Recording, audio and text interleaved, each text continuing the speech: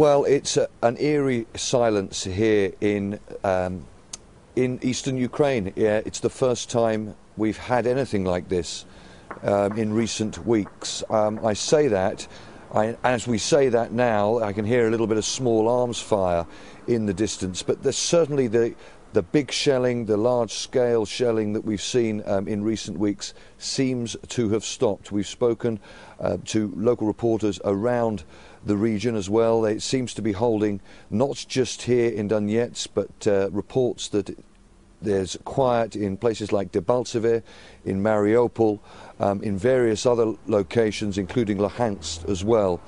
But it hasn't been like that throughout the day, and this is our report. We were waiting for a news conference to start when the first dull thud of a shell exploding was heard.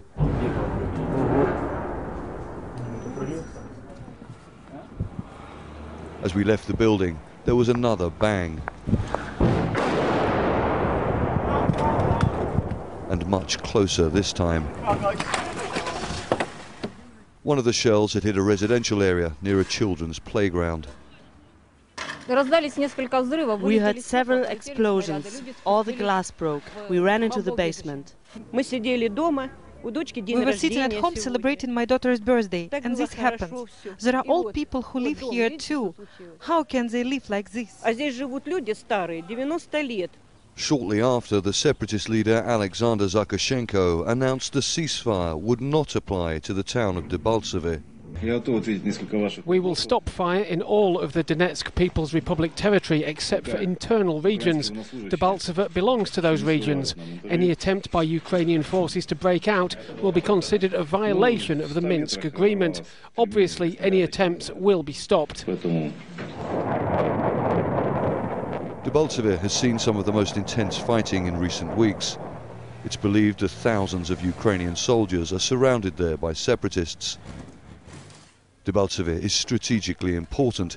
If the separatists take it, they will have a direct railway link to Russia. Ukraine and the US accuse Russia of arming the separatists, and it's a claim that Russia denies. The US ambassador to Ukraine published these pictures, which Washington says show Russian troops building up around the town of Debaltseve. These statements by separatist leader Alexander Zakashenko do not bode well for the ceasefire deal. The status of the town of Debaltseve, so he says, was never mentioned in the Minsk deal, and this could prove a major stumbling block for the implementation of this truce. The fate of the Ukrainian soldiers in Debaltseve, it seems, may now determine whether the fighting stops. Well, Charles, you were mentioning before your report there, you were hearing some small arms fire. What happens if the ceasefire doesn't hold?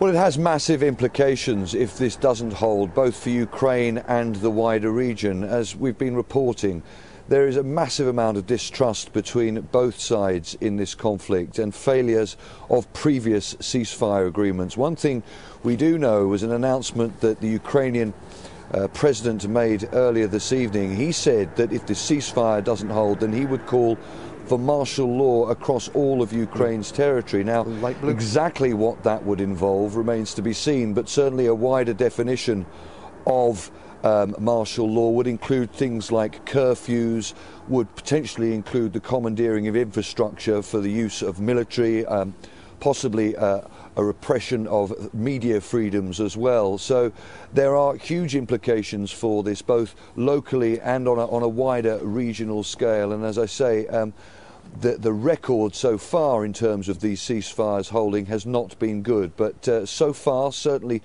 just over an hour into it here in Donetsk, things are relatively peaceful.